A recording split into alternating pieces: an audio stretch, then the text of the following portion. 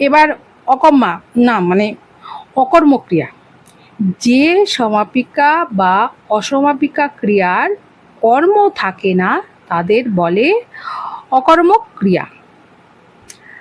আমি খাই, মুন্নি পড়ে, রুনু গায়, এইসব বাক্যগুলোকে, বাক্যের ক্রিয়াপদকে প্রশ্ন করে কি খায়, কি পড়ে, কি গায়, উত্তর ঢুডু, পাওয়া যাচ্ছে না।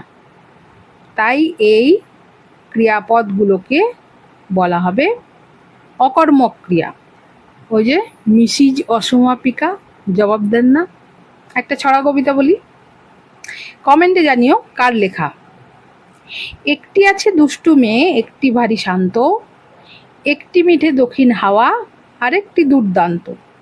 আসল কথা দুটি তো নয়, একটি মেয়েই মোটে, হঠাৎ ভালো হঠাৎ সেটি দস্যি হয়ে ওঠে।